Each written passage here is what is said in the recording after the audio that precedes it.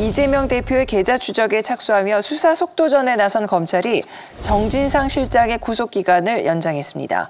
하지만 정 실장이 구속 후 진술 거부권을 행사하며 입을 열지 않고 있어서 이 대표와 대장동 의혹의 연관성을 밝히는 데 난항이 예상되는데요.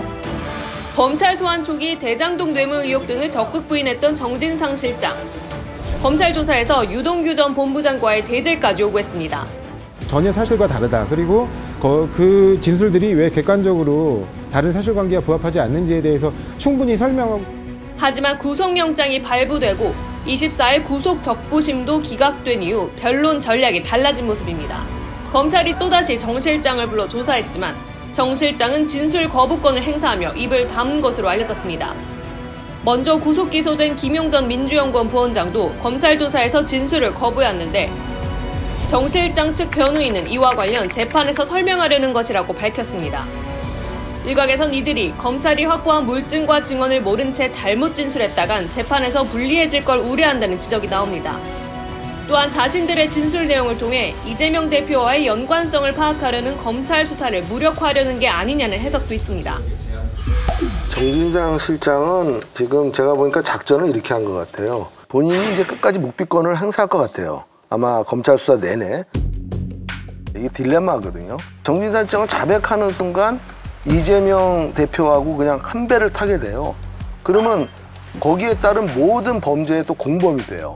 그렇기 때문에 사실상 검찰에서 뭐 진짜 미국처럼 프리바게닝이 돼갖고 너 자백하면은 네 거 어느 정도 날려줄게, 너 어떻게 해줄게 이렇게 뭐 약속을 할 수 있다면은 자백을 할 거예요. 근데 검찰은, 우리나라 검찰은 그게 안 돼요. 그러면 아무리 자백을 해도 죄명은 다 들어가요.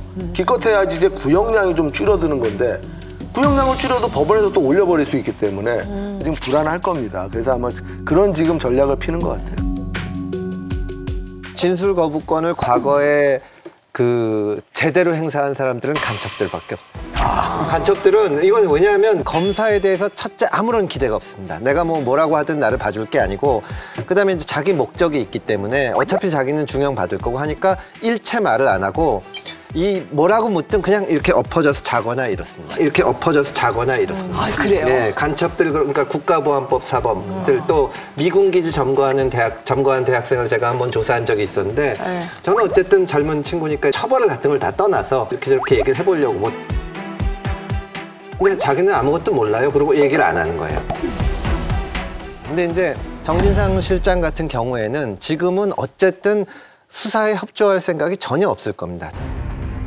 어쨌든 구속이 된 이상 지금 검찰 체제 내에서는 힘들 거라고 생각을 했을 거니까 되게 버틸 건데 검찰도 검찰 나름의 대비책이 있을 겁니다. 너무나 상식적으로 뻔하지 않습니까? 유동규, 김용, 정진상 측근 3인방이거든요. 이들이 저지른 범죄가 그 가운데 한 사람을 빼고서는 가능하지 않은 범죄란 말이에요. 그럼 우리는 상식적으로 다 알아요. 근데 검찰의 입장은 검찰의 입장은 뭐냐면 어쨌든 그럼에도 불구하고 합리적인 의심의 여지 없이 분명한 증거들을 잡아내야 되는 거거든요. 그 게임이 얼마나 가능할지는 모르겠습니다. 일단은 이게 문제는 뭐냐면 여기서는 이 428억이라고 하는 돈, 이게 저수지라고 얘기를 했잖아요. 이 돈이 김만배에게서 이재명 측으로 넘어간 그게 물증이 발견이 돼야 되는 거잖아요. 지금 증거만 나와 있는 거고 그 증거도 사실 김만배한테 막혀 있는 거고 이 상태 속에서 얼마나 많은 걸 갖고 있는지 아마도 이재명 대표는 그렇게 생각할 겁니다. 이거 막을 수 있다고 생각을 할 거예요. 이것만 막는다면 나 이거 봐라 못 찾지 않았느냐. 그 다음에 나머지 것들을 뭐라 그러냐면 그러니까 이런 사소한 걸 가지고 나를 공격한 것이다. 이렇게 갈 거라는 거죠. 그렇죠. 표창장 하나 가지고 그렇죠. 그거죠. 아무튼 그렇다면 지금 뭐 김만배든 정진상, 뭐 김용, 뭐 이런 사람들은 지금 이재명 대표의 앞날을 계산할 거 아니에요. 그렇죠. 그러니까 진술이 바뀐 거잖아요. 우리가 근데 이미 예상했잖아요. 대선 결과에 따라서 달라질 것이다라고 했는데 벌써 대선 결과에 따라서 처지가 달라진 두 사람이 지금 입장을 변경한 거고요. 김만배 같은 건 상관없이 절대 입을 열 수 있는 입장이 아니에요.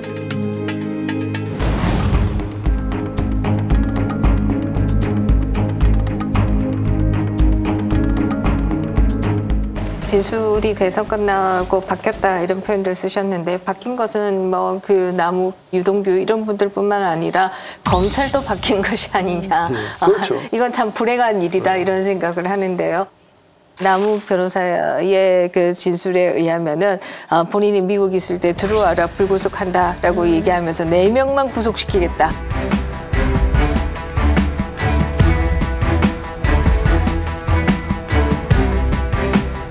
그 4명이 유동규, 뭐 김만배 도시공사의 하위직들, 그다음에 뭐 성남시 의회 의장 뭐 이렇게 4명만 구속시키고 구속시키지 않겠다 이렇게 얘기를 했다라고 하는데요.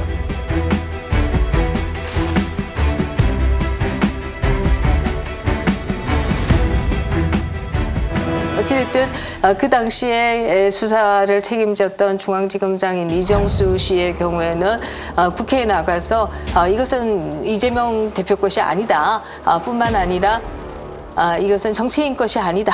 이런 표현을 썼어요. 하천대유 1호에 대해서. 지난해 대장동 의혹이 터지면서 배당금 1,208억 원이 유입된 천화동인 1호의 실소유주 논란이 불거졌습니다. 김만배 씨가 천화동인 1호 절반은 그분 것이라고 말한 녹취록이 공개됐기 때문입니다.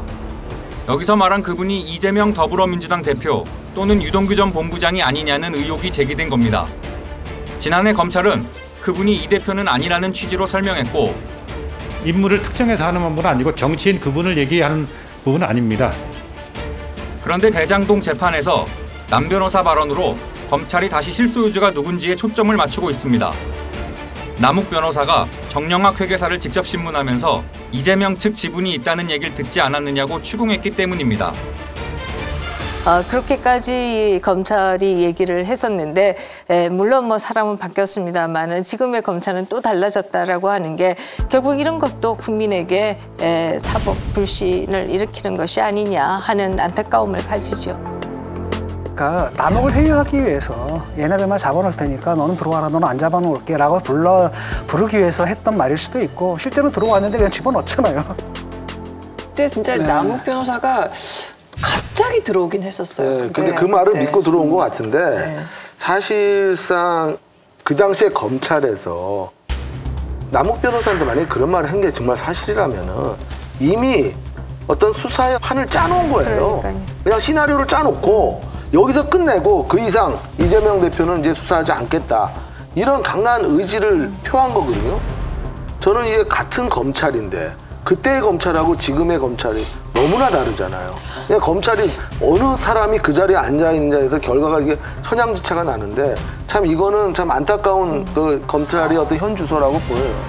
저는 이 기사 자체를 개인적으로는 좀 안 믿는 게 아무리 그래도 불구속 수사한다고 해놓고 들어오자마자 체포해서 구속했거든요. 그럼 그거는 그쪽에서 항의가 들어옵니다. 최소한 변호사가 공개적으로 항의할 수도 있는데 그렇게까지는 안 하지 않았을까.